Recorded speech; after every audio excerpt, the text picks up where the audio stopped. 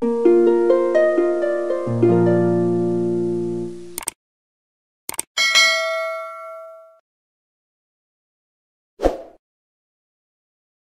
To boss of next में आपका फिर स्वागत है। चलिए आज हम आपके लिए लेकर आए हैं। नेक्स्ट टॉपिक है हमारा पंक्चुएशन मार्क्स। इसका मतलब क्या होता है? विराम चिन्ह। आज इसके बारे में पूरा विस्तार से देखेंगे। ये आपके जो ग्रामर है और आपके इंग्लिश में इसका बहुत ही मोस्ट इम्पोर्टेंट रोल होता है। इसके बिना आप सेंटेंस नहीं बना सकते, इसके बिना आप जो है फ्लो नहीं बोल सकते, और इसके बिना आप पैराग्राफ, मतलब ये जो है ऐसा वर्ड है पंक्चुएशन मार्क जो पूरे ग्रामर और पूरे इंग्लिश पर इसी के अनुसार या इसी के आधार पर होता है। तो चलिए शुरुआत करते हैं, देखते हैं पंक्चुएशन मार्क्स होता क्या है। तो चलिए शुरुआत करते हैं। पंक्चुएशन मार्क्स मतलब विराम चिन्ह। क्या कह रहे हैं डेफिनेशन? किसी भी बात को लिखते वक्त विराम चिन्ह का बहुत ही महत्वपूर्ण रोल होता है। विराम चिन्हों के माध्यम से वाक्य के प्रकार व ठहराव, पॉज एंड स्टॉप की जानकारी मिलती है। किसी के द्वारा कही गई बात को सिर्फ लिख देने से यह पता नहीं चलता कि बात किस अंदाज में बोली गई। विराम चिन्हों के माध्यम से यह पता चल जाता है कि यह वाक्य चौंकाते हुए बोला गया या फिर कुछ पूछा गया या कुछ बताया गया। मतलब विराम चिन्ह के द्वारा ही हमें सारे जानकारी यहाँ पर मिलता है कि सेंटेंस में क्या बोला जा रहा है और क्या कहने वाला है। इसी के अनुसार हमें पूरे सेंटेंस के बारे में पता चलता है कि उसमें ठहराव है या कुछ बताया गया है या कुछ उसके बारे में वर्णन किया गया है। इस तरह से ये पंक्चुएशन मार्क का डेफिनेशन। इसके 8 टाइप होते हैं। इसमें से हमारा फर्स्ट टाइप है क्वेश्चन मार्क। क्वेश्चन मार्क मतलब प्रश्न चिन्ह। ये होता कैसे है इसके बारे में भी जान लेते हैं। ये आपका जो क्वेश्चन मार्क्स है, this marks is used eight end of interrogative sentence. मतलब इस शब्द का प्रयोग अंत में किया जाता है और इंटेरोगेटिव सेंटेंस में किया जाता है। ये कह रहा है इसका, इसे कुछ एग्जाम्पल से आप समझ सकते हैं क्या बोल रहे हैं। यह चिन्ह प्रश्नवाचक के अंत में प्रयोग किया जाता है। मतलब प्रश्नवाचक वाक्य के अंत में इस चिन्ह का प्रयोग किया जाता है। कौन सा? क्वेश्चन मार्क्स का। यहाँ पर देखते हैं, व्हाट आर यू, तुम कौन हो।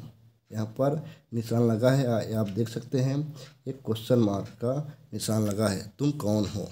फिर आगे, व्हाट इज़ ही डूइंग, वे क्या कर रहे हैं। फिर do you love your mom, क्या तुम अपने मॉम से प्यार करते हो। इस तरह से ये लास्ट में आप देखेंगे तो इसमें प्रश्न पूछा गया है, उसी को बोलते हैं क्वेश्चन मार्क्स। अब हमारा अगला है सेकंड, क्या है? एक्सक्लेमेशन मार्क, जिसे विस्मयादि बोधक चिन्ह कहते हैं। ये आपका यहाँ पर बना हुआ है एक्सक्लेमेशन मार्क। चलिए परिभाषा देखते हैं, इसे क्या कह रहा है। यह चिन्ह ऐसे वाक्यों के अंत में प्रयोग किया जाता है जिनमें अचानक हुई भावनाओं को व्यक्त किए जाए। अचानक से उत्पन्न हुई भावनाओं को व्यक्त करने के लिए एक्सक्लेमेशन मार्क का प्रयोग किया जाता है। अचानक हुई किसी घटना से मन की भावनाओं का व्यक्त होना, जैसे खुशी या दुख प्रकट करना, हैरान होना, नाराजगी जाहिर करना, शाबाशी देना, दुआ देना इत्यादि भावनाओं को व्यक्त करने के लिए प्रयोग किए गए ऐसे शब्द या वाक्यांश के अंत में एक्सक्लेमेशन मार्क लगाया जाता है या विस्मयादिबोधक चिन्ह लगाया जाता है। मतलब एक तो आप क्या बोल सकते हैं, विस्मयादिबोधक लगाते हैं या एक्सक्लेमेशन मार्क लगाते हैं। देखते हैं इसका एग्जाम्पल क्या कह रहा है आपका। यहाँ पर गॉड ब्लेस यू, भगवान आपको आशीर्वाद दे। फिर सेकंड, ओह वंडरफुल, वाह गजब, बहुत बढ़िया। फिर आपका थर्ड, बाय गॉड ग्रेस, भगवान की दया से, प्रभु की दया से। फिर हाउ सैड, हाउ ट्रेजिक, कितनी दुख की बात, कितना दुखद। फिर हाउ डे ही, उसकी इतनी हिम्मत। फिर ओ हनी, ओ डियर, ओ प्यारे, जब दिल से प्यार उमड़े तब। इसको मैं जो है विस्मयादि बोधक चिन्ह में इसके बारे में विस्तार से भी बता चुका हूँ, उस वीडियो को आप भी देख सकते हैं। फिर आपका 7th नंबर, टेरेबल मिस्टेक, बहुत बड़ी गलती होना। फिर आगे आपका 8 नंबर, इनक्रेडिबल या अमेजिंग, आसम, विश्वास नहीं हो रहा है, बहुत ही ज़बरदस्त। फिर आपका 9, ऑब्जर्व या नॉनसेंस या अफवाल, बकवास पूरी तरह से। यहाँ पर देखेंगे तो यहाँ पर एक्सक्लेमेशन मार्क लगा हुआ है लास्ट में, शब्दों के लास्ट में आप देखेंगे तो एक्सक्लेमेशन मार्क लगा हुआ है। फिर आपका 10th, थैंक गॉड, भगवान का शुक्र है। हरी, दैट इट, ये हुई ना बात, जीत की खुशी के लिए। फिर टच वुड, फिंगर क्रॉस्ड, नज़र ना लगे। फिर आपका 13 नंबर, sure, why not, of course, ज़रूर, क्यों नहीं, पक्का। फिर आपका वेल डन, शाबाश। फिर व्हाट आर न्यूज़, क्या खबर है, खुशी से कहना। फिर 16 नंबर, रियली इज़ इट, सच में चौंकाते हुए, इस तरह से इसका प्रयोग होता है। फिर आपका 17 नंबर, थैंक्स अ लॉट, बहुत बहुत धन्यवाद। फिर कंग्रेचुलेसन, बधाई हो। फिर वाट आ आइडिया, क्या विचार है। इस तरह से ये आपके एक्सक्लेमेशन मार्क का प्रयोग किया जाता है। चलिए आगे देखते हैं। हमारा पंक्चुएशन मार्क्स का ये आपका 3rd नंबर है, फुल स्टॉप। फुल स्टॉप का मतलब होता है पूर्ण विराम। इसका डेफिनेशन क्या करें, full stop is indicated the end of a sentence use with sentence which are neither interrogative nor exclamatory mark. क्या बोल रहा है, इसका प्रयोग ना ही आप जो है इंटेरोगेटिव सेंटेंस में किया जाता है, ना ही एक्सक्लेमेटरी मतलब आपका एक्सक्लेमेशन मार्क में किया जाता है। ये कह रहा है, क्या बोल रहा है, जैसे आपके क्वेश्चन मार्क है वहाँ पर भी हम फुल स्टॉप का प्रयोग नहीं करेंगे, और ना ही जहाँ पर एक्सक्लेमेशन मार्क लगा है वहाँ पर भी हम फुल स्टॉप का प्रयोग नहीं करेंगे, कह रहा है। फुल स्टॉप का प्रयोग किसी भी ऐसे वाक्य के अंत में किया जाता है जो ना ही प्रश्नवाचक हो और ना ही विस्मयादि बोधक वाक्य, बल्कि जिस वाक्य में बात पूर्णतः समाप्त हो, जिस वाक्य में बात पूर्णतः समाप्त हो। फुल स्टॉप लगाने का सीधा सा मतलब है कि वाक्य खत्म हो गया, मतलब फुल स्टॉप लग जाता है या पूर्ण विराम लग जाता है तो वाक्य वहीं पर क्या हो जाता है, समाप्त हो जाता है। ये कह रहा है, मतलब ये ऐसा होता है। जहाँ पर भी आप फुल स्टॉप लगा देते हैं तो समझ लीजिए वहाँ पर उस वाक्य का पूर्णतः समाप्त हो जाता है, फिर नए सिरे से चालू होता है। चलिए देखते हैं इसका एग्जाम्पल क्या कह रहा है। आई एम कमिंग, मैं आ रहा हूँ। आई एम कमिंग, मैं आ रहा हूँ। Ram is a good boy, Ram अच्छा लड़का है। यहाँ पर देखिए डॉट लगा है, मतलब ये पूरी तरह से ये वाक्य जो है समाप्त हो गया है। फिर Sita is singing a song, Sita गाना गाती है। यहाँ पर भी फुल स्टॉप लगा हुआ है। नोट, फुल स्टॉप का प्रयोग एब्रीविएशन के साथ भी होता है। आप ये जानना चाहेंगे कि एब्रीविएशन क्या होता है, मतलब एब्रीविएशन क्या है। एब्रीविएशन किसी भी शब्द का संक्षिप्त रूप होता है। एब्रीविएशन मतलब किसी भी शब्द का संक्षिप्त रूप होता है, उसे हम एब्रीविएशन, उसके साथ भी हम क्या करते हैं, फुल स्टॉप का प्रयोग करते हैं। जैसे यहाँ पर एग्जाम्पल देखेंगे एब्रीविएशन शब्द होते कैसे हैं, इसको जानने के लिए यहाँ पर एग्जाम्पल देखिए। जैसे यहाँ पर लिखा है फर्स्ट पीएम, पीएम मतलब मेंबर ऑफ पार्लियामेंट, ये क्या है, सांसद के लिए है। फिर सेकंड है MLA, member of legislative assembly, विधायक। फिर आपका थर्ड पीएम, प्राइम मिनिस्टर, प्रधानमंत्री। फिर बीए, बैचलर ऑफ आर्ट्स। फिर यहाँ पर देखिए 5वां नंबर ई डॉट आई डॉट, फिर क्या लिखा है, एग्जाम्पली ग्रेटिया और लैटिन वर्ड। ये क्या है, लैटिन वर्ड है। इसका मतलब है फ्रॉम एग्जाम्पल, यानी उदाहरण के तौर पर इसका मतलब होता है। फिर इसका आप 60 नंबर देखेंगे, क्या कह रहा है, I dot E dot, I did it's, या इसका मतलब होता है लैटिन वर्ड। इसका मतलब होता है दैट इज, यानी जो है, यानी जो है, इसका मतलब होता है। यहाँ पर आप देखेंगे क्या है, एब्रीविएशन शब्द। एब्रीविएशन, ये जो आपके शब्द हैं, एब्रीविएशन शब्द हैं ये, जैसे कि ये शब्द ये बना हुआ है PM P dot M dot P फिर M dot L dot A, इस तरह से बना हुआ है। तो ये शब्द को हम कहते हैं एब्रीविएशन शब्द, किसी भी शब्द का संक्षिप्त रूप। जहाँ पर भी ऐसा आए समझ लेना वो क्या है, एब्रीविएशन शब्द होते हैं। इस तरह से ये बनते हैं और ये जो है बहुत ही महत्वपूर्ण है किसी भी टॉपिक के लिए। फिर आगे एग्जाम्पल देखते हैं। मैं कई यंत्र बजा सकता हूँ, उदाहरण के तौर पर गिटार, सितार, पियानो आदि। यहाँ पर देखिए, I can play many instrument, I G, guitar, sitar, piano etc। फिर उसी प्रकार के इसका सेकंड क्या कह रहा है, मैं केवल 3 यंत्र बजा सकता हूँ जो कि गिटार, सितार और पियानो है। मैं 3 यंत्र ही बजा सकता हूँ। यहाँ पर देखिए, I can play only 3 instrument, I dot E dot guitar, sitar and piano. यहाँ पर आप देखेंगे पाँचवा और छठवां के यहाँ पर सेंटेंस प्रयोग में बताया गया है। यहाँ पर देखेंगे लैटिन वर्ड का मतलब यहाँ पर 2 उदाहरण से आप समझ सकते हैं कि ये होता क्या है। मतलब अगर कोई 3-4 बातें हो तब हम वो लैटिन वर्ड का प्रयोग करते हैं। अब आगे बढ़ जाते हैं। हमारा 4th नंबर है कॉमा। कॉमा मीन्स होता है अल्प विराम।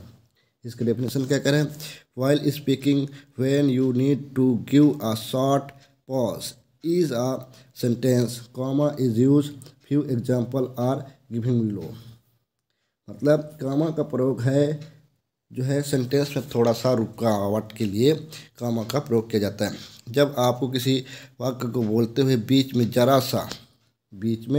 जरा सा विराम देना हो तो कॉमा का प्रयोग किया जाता है। मतलब थोड़ा सा विराम देने के लिए किया जाता है, कॉमा का प्रयोग किया जाता है। इसके एग्जांपल समझेंगे। राम कम हियर, यहाँ पर राम बोला, उसके पास जस्ट यहाँ पर कॉमा लगा है, इधर आओ, कम हियर, राम यहाँ आओ। फिर आगे क्या है, यहाँ पर देखते हैं, I have many friends such as Aman, Amit and Rohit etc. यहाँ पर 3 दोस्तों के बारे में बता रहा है। यहाँ पर देखेंगे अमन के बाद जस्ट कॉमा लगा है, फिर अमित के बाद कॉमा लगा है, फिर रोहित, इस तरह से बोल रहा है। फिर he will come on Monday, यहाँ पर मंडे के बाद कॉमा लगा है, 29 जनवरी। फिर आपके आगे 4th नंबर क्या कह रहा है, Ram my best friend is his brother, Ram मेरा सबसे अच्छा दोस्त है, उसका भाई है, ये कह रहा है। फिर हमारा अगला है 5th नंबर कोट, हमारा अगला है 5वां नंबर कोटेशन मार्क। कोटेशन मार्क इसका है, शुरू करने में ये इसका प्रयोग किया जाता है और अंत करने में ये जो डॉट के निशान दे रहे हैं इसका प्रयोग किया जाता है। शुरू करने में ये वाला निशान प्रयोग करते हैं, फिर अंत करने में ये वाला का निशान प्रयोग करते हैं। देखते हैं इसका definition. Saying of summons can be writing inside the quotation mark, किसी भी कही हुई बात को कोटेशन मार्क के अंदर लिखा जाता है। मतलब कोई व्यक्ति अगर बोल रहा है कुछ शब्द तो उसे हम कोटेशन मार्क के अंदर रखते हैं। यहाँ पर देखिए एग्जाम्पल, राम सेड, राम ने कहा। जैसे ही राम ने कहा तो इसके अंदर क्या रहा, शुरू में आपका डबल डॉट ऊपर की ओर, फिर लास्ट में डबल डॉट ऊपर की ओर। तो राम ने कहा आई एम द बेस्ट, मैं क्या है, सबसे अच्छा हूँ, ये कह रहा है। राम ने कहा मैं सबसे अच्छा हूँ। आगे बढ़ते हैं और देखते हैं इसके एग्जाम्पल। यहाँ पर क्या बोल रहा है, बी नंबर, मैनेजर ने कहा कस्टमर इज़ वेरी इंपॉर्टेंट। ग्राहक जो है बहुत ही महत्वपूर्ण है। मतलब जो बात कोई कह रहा है, अगर मैं कुछ कहूँ तो उसे हम वहाँ पर क्या रखते हैं, कोटेशन मार्क के अंदर रखते हैं। अगर आप ध्यान दे तो कोटेशन मार्क को लिखने का तरीका वाक्य के शुरुआत व अंत में अलग अलग होता है। इसे आप ध्यान दिए होंगे तो आप बिल्कुल समझ गए होंगे। ये देखिए यहाँ पर वाक्य के शुरू में इस तरह से होता है, फिर वाक्य के अंत में ये वाला निशान लगता है। चलिए अब नेक्स्ट आगे बढ़ जाते हैं। हमारा है कोलन। कोलन मतलब डबल बिंदु। कोलन मीन्स डबल बिंदु। इसका डेफिनेशन क्या कह रहा है आपका, colon is often used when you enumerate a list of person things place etc। Look at the following example. क्या बोल रहा है, कोलन का प्रयोग मतलब होता है जैसे कि। कोलन का मतलब होता है जैसे कि। कोलन का प्रयोग अधिकतर तब किया जाता है जब आप व्यक्तियों, चीज़ों व जगहों की आदि की सूची के बारे में बता रहे हैं। मतलब किसी चीज़ की सूची के बारे में आप बता रहे हैं, तब जो है आप कोलन का प्रयोग करेंगे। इसके एग्जाम्पल से समझते हैं। क्या बोल रहा है इसके एग्जाम्पल, यहाँ पर I meet many people, Vinita, Anjali, Ram, Dinesh and Seema. मैं जो है कई लोग से मिला। कौन कौन है, विनीता, अंजलि, राम, दिनेश और सीमा। ये कह रहा है मतलब जैसे कि। यहाँ पर देखें, मैं कई लोगों से मिला जैसे कि विनीता, अंजलि, राम, दिनेश और सीमा, इतने लोगों से मैं मिला। फिर I have many things, I have many things, book, pen, vegetable, sugar, rice etc। क्या बोल रहा है, मेरे पास कई चीज़ हैं जैसे कि। मेरे पास कई चीज़ें हैं जैसे कि किताब, पेन, सब्जियां, चीनी, चावल आदि। मतलब जैसे के लिए हम कोलन का प्रयोग करेंगे। आप आगे बढ़ते हैं। हमारा 7 नंबर क्या कह रहा है, इसे देखते हैं। सेमी कोलन मतलब सेमी कोलन ऊपर में बिंदी, फिर नीचे में ऐसे निशान, डॉट के निशान, जिसे अर्धविराम कहते हैं। Definition, semi colon basic use can be understood through following example. Semi colon का प्रयोग बेसिक तौर पर तब किया जाता है जब किसी को कुछ समझाना हो, या किसी को कुछ समझाना हो कि जो है इतने बार हुआ है, 2 बार हुआ है, 3 बार हुआ है, ऐसा जब हो रहता है तब समझाने के लिए यहाँ पर सेमी कोलन का प्रयोग किया जाता है। यहाँ पर एग्जाम्पल से हम समझते हैं क्या कह रहा है। First, meeting was held on 25 नवंबर 2025। यहाँ पर कॉमा कॉमा लगा है। फिर 15 जनवरी 2025 एंड 23 मार्च 2025। ये शब्द जो है पूरी तरह से गलत बना हुआ है। क्या है, यहाँ पर देखिए। फिर इसका करेक्ट वाला, मीटिंग वाज हेल्ड ऑन 25 नवंबर 2025। यहाँ पर आप देखेंगे तो यहाँ पर सेमी कोलन लगा हुआ है।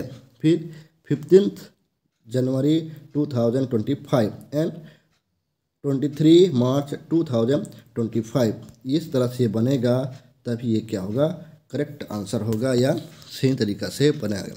इसके नोट से आपको बिल्कुल समझ में आ जाएगा कि ये कहना क्या चाह रहा है। वाक्य ए गलत है जबकि वाक्य बी सही है। देखिए, ए बात साफ है कि मीटिंग 3 अलग अलग दिनों में हुई है। मीटिंग जो है 3 अलग अलग दिनों में हुई है। 25 नवंबर 2025 को, फिर 15 जनवरी 2025 को, और फिर 23 मार्च 2025 को। लेकिन अगर वाक्य ए को आप देखेंगे, अगर वाक्य ए को ध्यान से देखेंगे तो कॉमा का प्रयोग की वजह से ऐसा लगता है कि मीटिंग 3 अलग अलग दिनों में नहीं बल्कि 5 अलग अलग दिनों में हुआ है। इसके मतलब से कॉमा के प्रयोग से ऐसा प्रतीत होता है कि वो 5 अलग अलग दिन में हुआ है, 3 नहीं।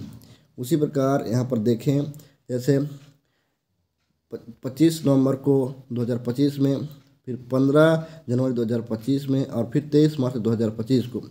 इस तरह से बोल रहा है।